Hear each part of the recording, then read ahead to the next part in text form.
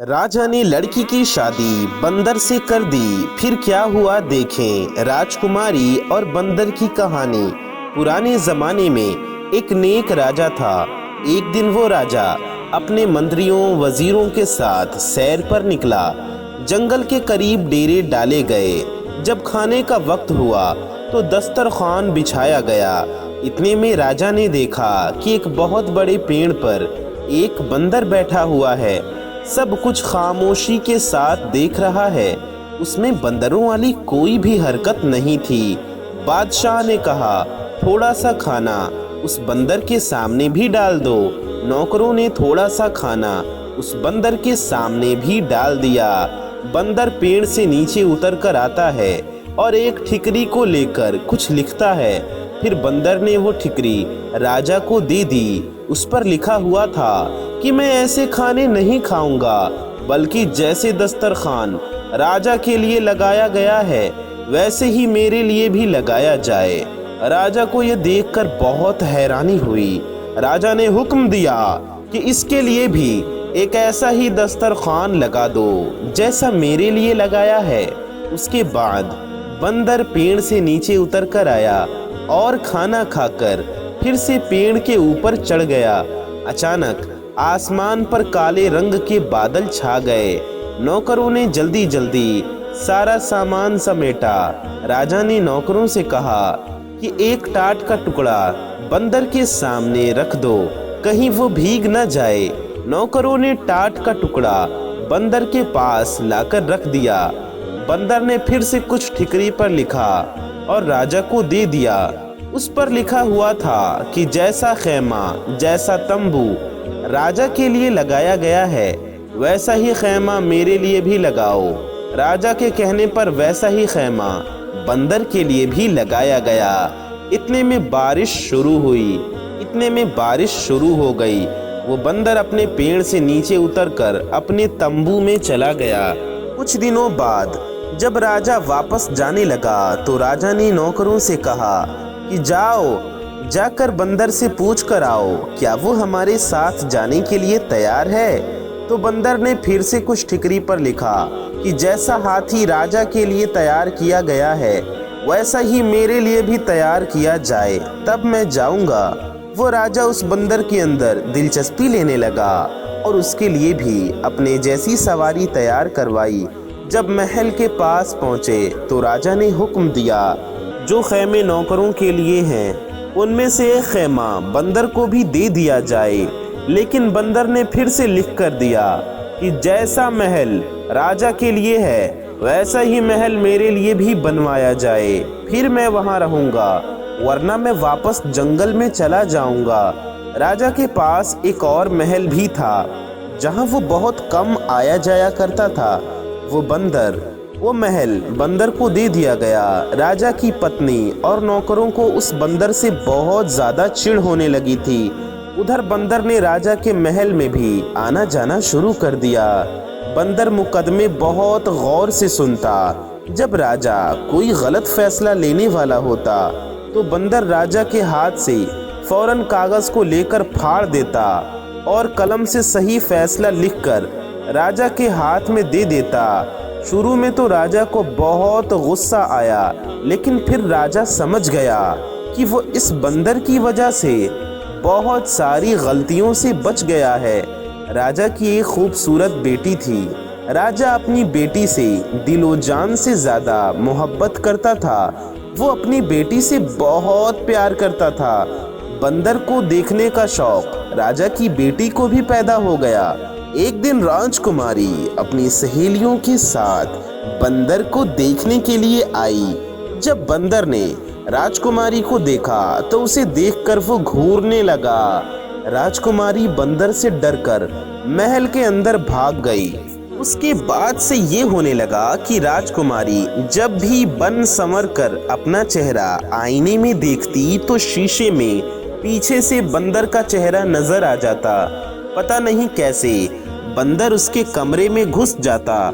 एक दिन बंदर ने पर्ची पर कुछ लिखकर राजकुमारी के हाथ में थमाया। उस पर्ची में लिखा हुआ था, क्या तुम मेरे साथ शादी करोगी?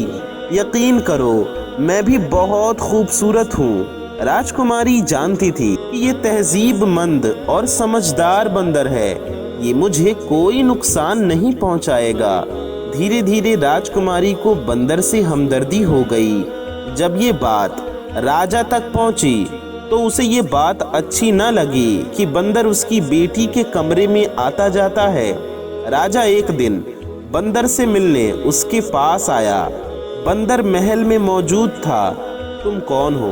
राजा कहने लगा, देखो मैं नहीं जानता कि तुम कौन हो। मैंने तुम्हारी हर बात को माना, तुम्हें अपनी बराबरी का दर्जा दिया।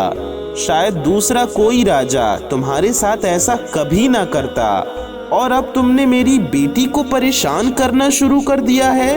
यह बात मुझे जरा भी अच्छी नहीं लगी। इससे पहले कि मैं कुछ सख्त कदम उठाऊं, तुम सुधर जाओ। बंदर झट से महल से कागज और कलम लेकर आया और कुछ लिखकर बादशाह को दे दिया। उसमें लिखा हुआ था कि मैं आपकी बेटी से शादी करना चाहता हूँ, और मैं आपको यकीन दिलाता हूँ आपकी बेटी को हमेशा खुश रखूंगा। राजा तो ये पढ़कर हक्का बक्का रह गया कि अपनी फूल जैसी राजकुमारी की शादी इस बंदर से तो हरगिज नहीं कर सकता। राजा ने कहा, ऐसा तो मेरी जिंदगी में कभी भी नहीं हो सकता। बंदर ने लपक कर राजा के कमर से तलवार निकाली और दूसरे हाथ से लिखा, अगर आपकी जिंदगी में नहीं हो सकता तो मरने के लिए तैयार हो जाइए। मैं आपको मारकर आपकी बेटी से शादी कर लूंगा।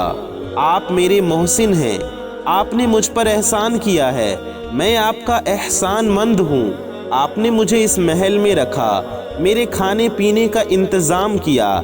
मैं आपको मारकर अपने हाथ खून से रंगना नहीं चाहता।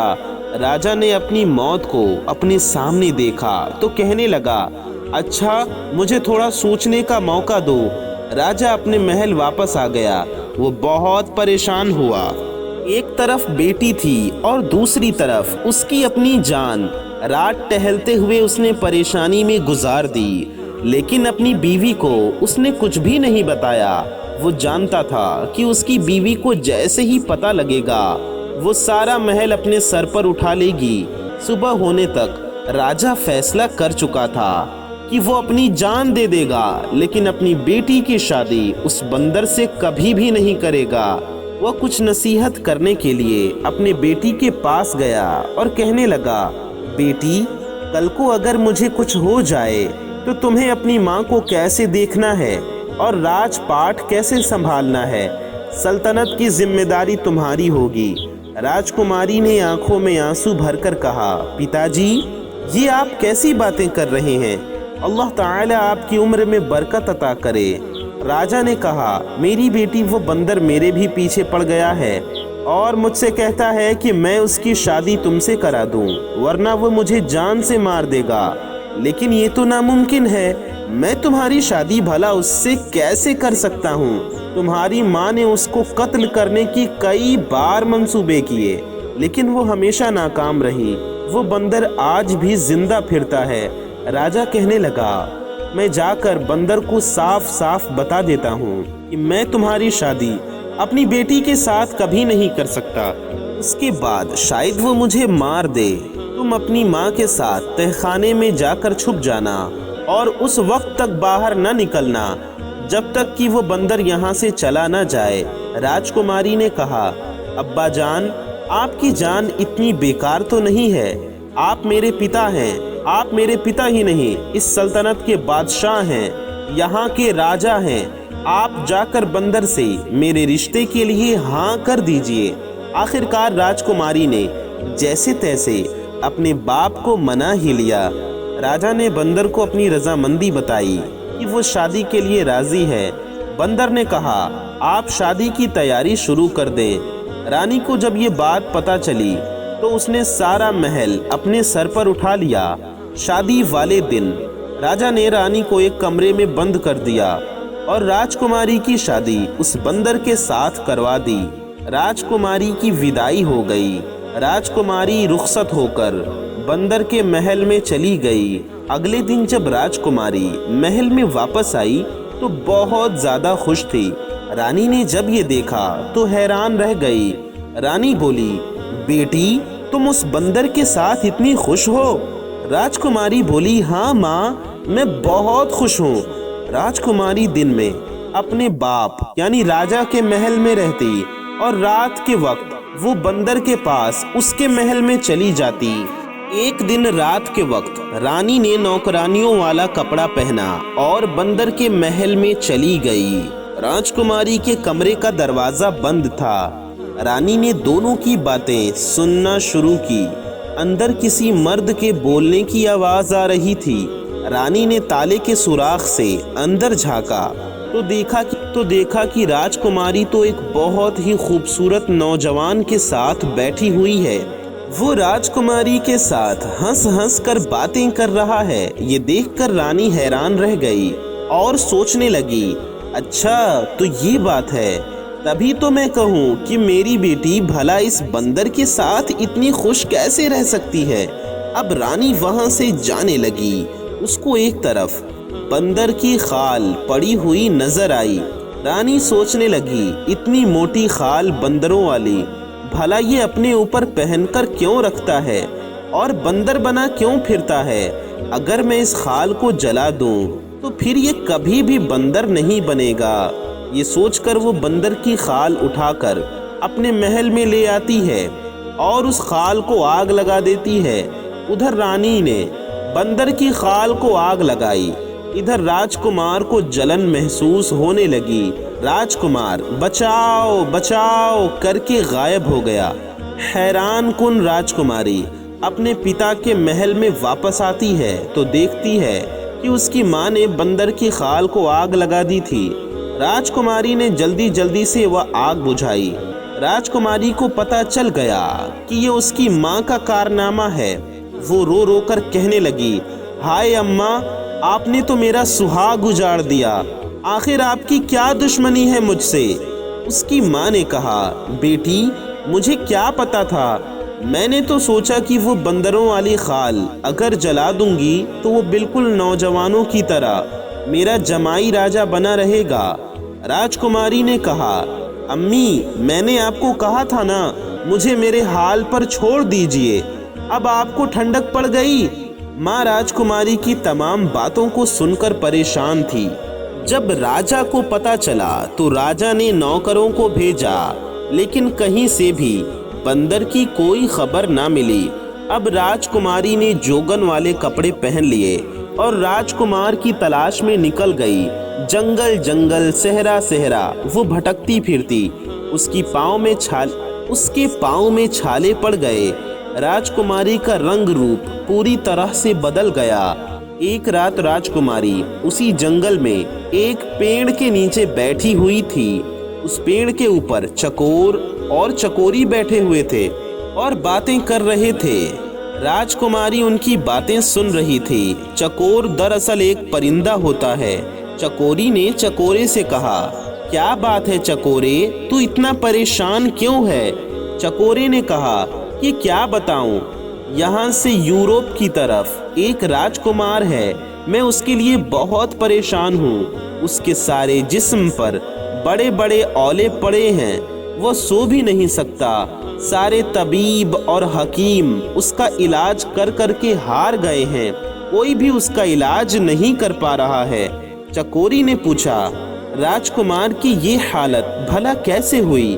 चकोरी ने कहा, किसी जालिम ने राजकुमार को जलाकर मारने की कोशिश की थी। राजकुमार की जान तो बच गई, लेकिन उसका सारा जिस्म जल गया है। चकोरी ने कहा, ऐ चकोरे, क्या हमारे राजकुमार के दुख का कोई इलाज नहीं है? चकोरे ने कहा, हाँ है। अगर कोई हमारी बीटें इकट्ठी कर ले और उन्हें संदल के साथ घिसकर 40 दिन तक रोजाना सुबह शाम राजकुमार को लगाए तो राजकुमार के सारे जख्म भर जाएंगे। राजकुमारी समझ गई कि ये मेरे राजकुमार के बारे में बात हो रही है। चकोरी चकोरा तो सुबह उड़ गए। राजकुमारी ने उनकी सारी बिट्टें इकट्ठी की और एक तबीब के भेष में वो यूरोप की तरफ चल पड़ी। वहां से कुछ ही मील की दूरी पर राजकुमारी को एक शहर नजर आया। शहर बहुत ज्यादा खूबसूरत था, लेकिन वहाँ की हर चीज पर उदासी छाई हुई थी। वहाँ के लोग बहुत ज्यादा परेशान थे और अपने कामों में लगे हुए थे। शहजादी जिससे भी उसकी परेशानी की वजह पूछती तो सारे लोग बताते कि उनके राजकुमार की हालत बहुत ज्यादा खराब है। राजकुमारी ने बाजार से संदल खरीदा और दूसरी दवाएं ली और जरूरत का सामान खरीदकर राजकुमारी शाही महल में पहुंच गई और पहरेदार से कहने लगी, जाकर राजा से कहो कि हिमालय की पहाड़ियों से एक तबीब आया है, वो राजकुमार का इलाज करेगा। पहरेदार भागता हुआ राजा के पास गया। राजा ने कहा, उसे अंदर बुलाकर लाओ।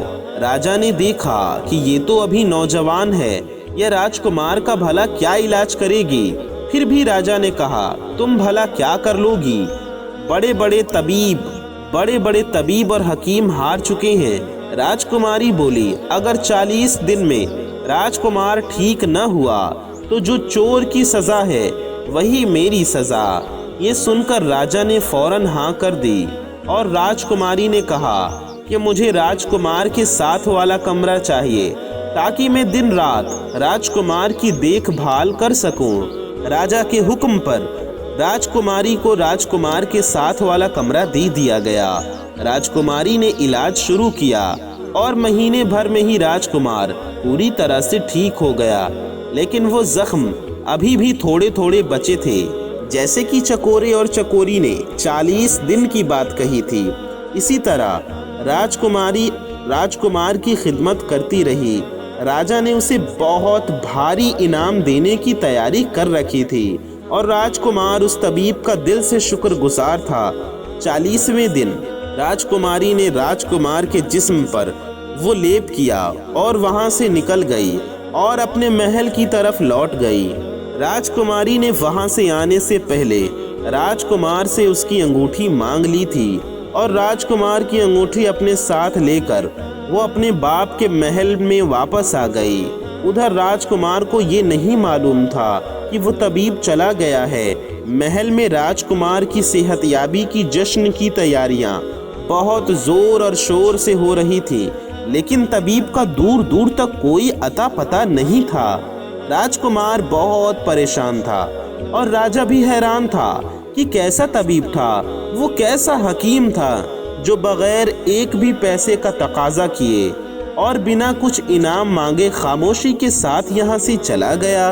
राजकुमार जब पूरी तरह से ठीक हो गया तो उसको अपनी नई नवेली दुल्हन की याद आई। एक दिन वो अपने पिता से इजाजत लेकर शिकार के बहाने से निकला और सीधा अपने ससुराल गया। उसने शाही लिबास पहन रखा था, उसके साथ फौज का एक शाही दस्ता भी था। नौकरों ने उसे बड़े ही एहतराम के साथ महल में बिठाया। राजा को खबर दी गई। राजा बेटी के गम में वक्त से पहले ही बूढ़ा हो चुका था। राजकुमार ने बड़े ही अदब से राजा को सलाम पेश किया। राजा ने कहा, बेटा तुम कौन हो, कहाँ से आए हो? कहीं के राजकुमार लगते हो, लेकिन मैं तुम्हें नहीं जानता हूँ। मैंने तो इससे पहले तुम्हें कभी भी नहीं देखा।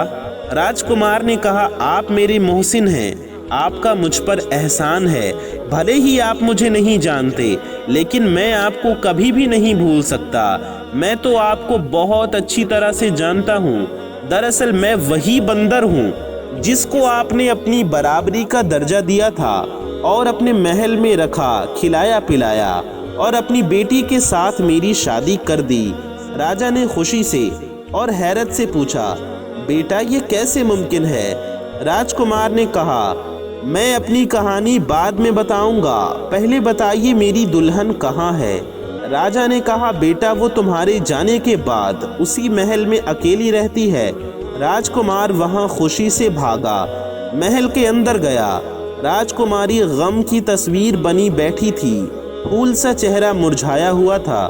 राजकुमार को अपने सामने देखकर राजकुमारी को यकीन ही नहीं आया।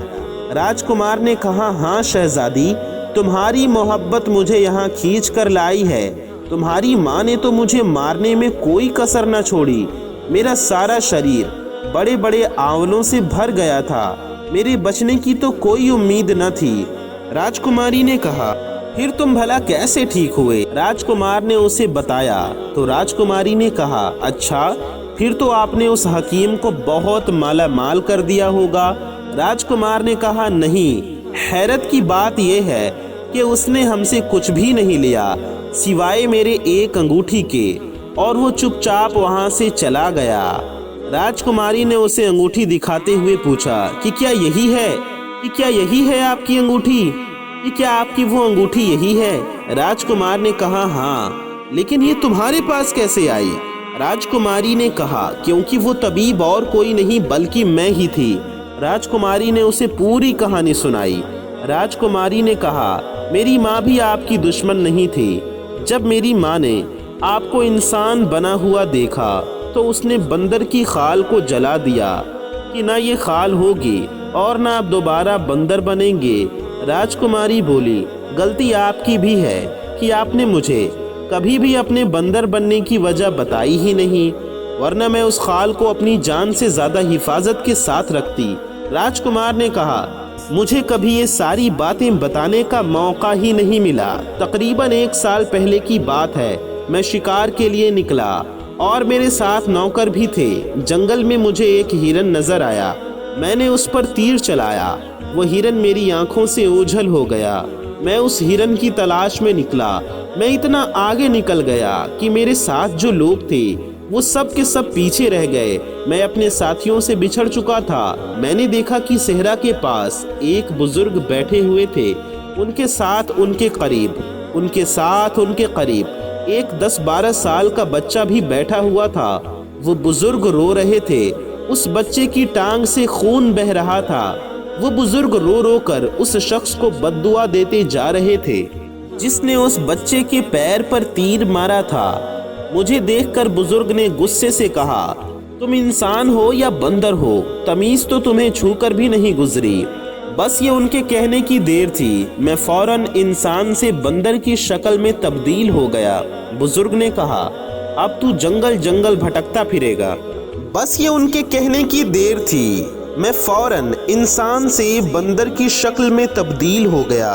बुजुर्ग ने कहा, अब तू जंगल जंगल भटकता फिरेगा, तुझे कहीं भी ठिकाना नहीं मिलेगा। उनकी बद्दुआ से और अपनी हालत से मैं इतना परेशान हुआ, मैंने उनके पांव पकड़ लिए। रो रो कर उनसे माफ़ी मांगने लगा। मेरी उस हालत को देखकर उस बच्चे को मुझ पर तरस आ गया। उसने अपने दादा से कहा कि दादा जान, इंसान अपने गलती को मान ले तो उसे माफ़ कर देना चाहिए। हमें चाहिए कि हम उसे माफ़ कर दें। लड़के ने जब बहुत ज़्यादा इसरार किया तो बुजुर्ग ने कहा, देख, इससे सीख, तूने इसके साथ क्या किया और ये तेरी भलाई मांग रहा है। खैर, मैं अपनी बद्दुआ तो वापस नहीं ले सकता, लेकिन इसे कम कर सकता हूँ। साल भर तू बंदर ही रहेगा। जब कोई लड़की तुझसे हमदर्दी करते हुए शादी के लिए तैयार हो जाएगी, तब तू अपनी असली हालत में लौट आएगा। अगर 1 साल से पहले तेरी शादी हो गई तो सिर्फ अपनी बीवी के सामने ही तू इंसान की शक्ल में आ सकेगा। मजबूर होकर मैं वहां से आ गया। मैं महल भी नहीं जा सकता था और मेरा कोई और ठिकाना भी नहीं था। 6 महीनों तक मैं जंगल में यूं ही भटकता रहा। फिर मेरी मुलाकात तुम्हारे पिता के साथ जंगल में हो गई, जो वहां से मुझे अपने साथ महल लेकर आ गए। फिर राजा ने तुम्हारी शादी मुझसे करवा दी और आगे की सारी बातें तो तुम अच्छी तरह से जानती हो। राजकुमार की ये बात खत्म नहीं हुई थी। राजा और रानी ने सारी गुफ्तगू, सारी बातें सुन ली। फिर रानी ने राजकुमार से माफ़ी मांगी और राजकुमार ने रानी को माफ़ कर दिया। राजा ने कहा कि हमारा कोई बेटा नहीं है, अब तुम मेरे साथ रहोगे। राजकुमार ने कहा, अभी तो अपनी दुल्हन को लेकर अपने महल पर जाना है अपने पिताजी से मिलवाने, लेकिन मैं आपसे वादा करता हूँ कि मैं आपका हाथ बटाने ज़रूर आता रहूँगा। उसके बाद राजकुमार अपनी दुल्हन को लेकर अपने पिता के पास चला गया और फिर दोनों हंसी खुशी अपनी ज़िंदगी को गुजारने लगे। दोस्तों, आज की हमारी कहानी आपको कैसी लगी, नीचे कमेंट में ज़रूर बताइए।